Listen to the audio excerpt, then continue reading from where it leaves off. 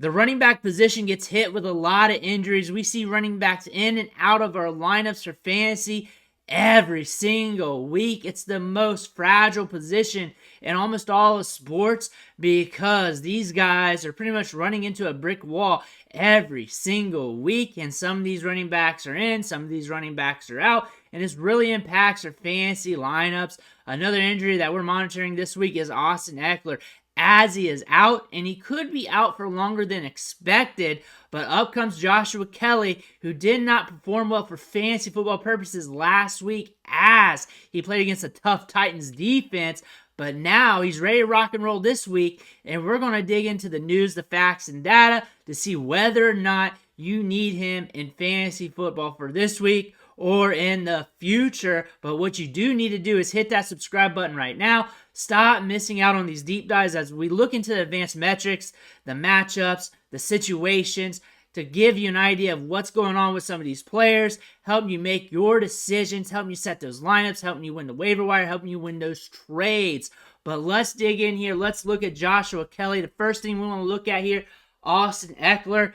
He's going to be out on Sunday. He's not playing. Brandon Staley on Ekeler's injury. We'll see how it goes in the next few weeks. So he might be out longer than expected. We're just going to have to see what happens. We're going to have to watch the news. Maybe he's back soon. Maybe he's not.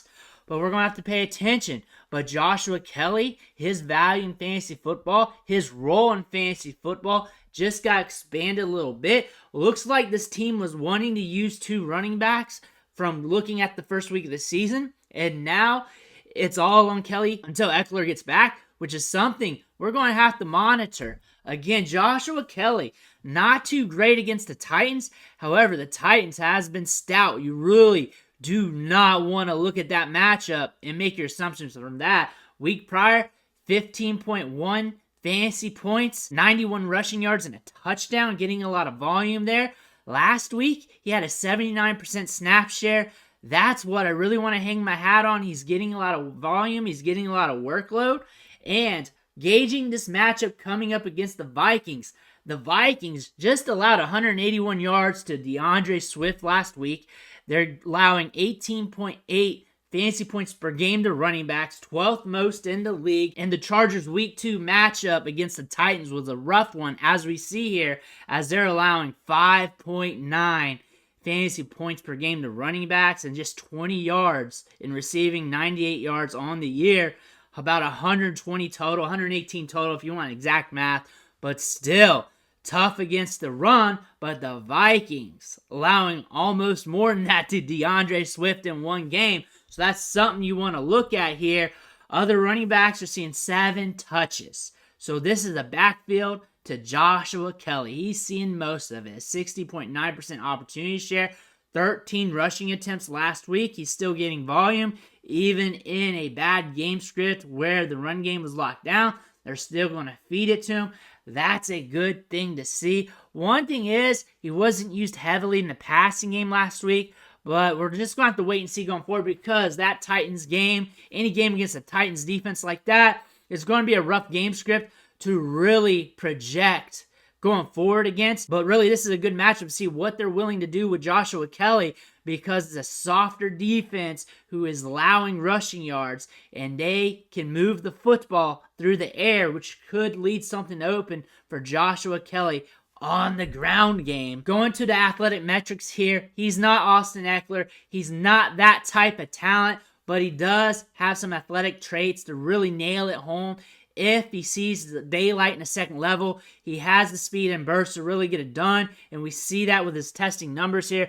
4.49 40-yard dash. He had that long run in the preseason, that highlight run that really went viral on social media. You want to look at that. But he does have some gusto in his game, but not really a top-tier talent either.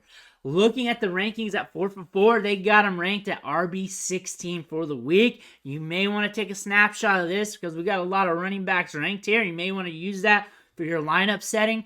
However, Joshua Kelley, RB16, ahead of Miles Sanders, Alexander Madison, Zach Moss, Isaiah Pacheco. Pacheco might be out, hamstring injury. DeAndre Swift, Rashad White, Javonte Williams. So he's ahead of a lot of RB2s there. He's in the RB2 range. Could give you more due to the matchup, could give you less because you don't know what you're going to get this week. But still, he's ranked heavily up there because he's projected to get touches and he's in a good matchup. Touches plus good matchup means you need to be looking at that running back.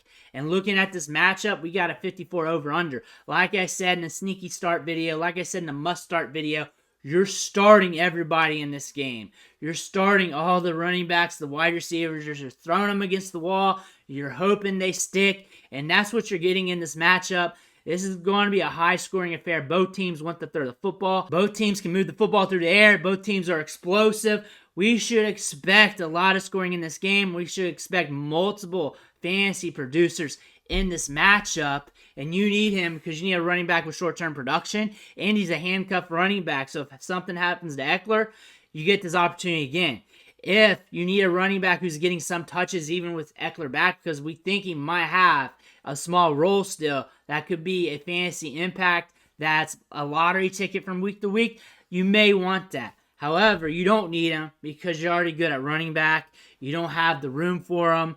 But I think for this matchup, you can throw him against the wall, see if he sticks, see what happens with him, because he's a lottery ticket this week. He's a lottery ticket. That's my assumption. He's in a good matchup. He's in a good opportunity. He's getting touches. So there's a good chance that he delivers this week. He's a good lottery ticket. That's what I'm seeing. A good lottery ticket. And for the long term, probably one of the better handcuffs in the league to have on the back end of your bench. And with handcuffs, you can turn them and burn them for the next flavor of the week. So there's no loss for the long term as long as you're not paying a ton for him. But let me know what you think in the comments below. I want to hear about it. Make sure you hit that subscribe button on the way out, and I'll catch you on the next video.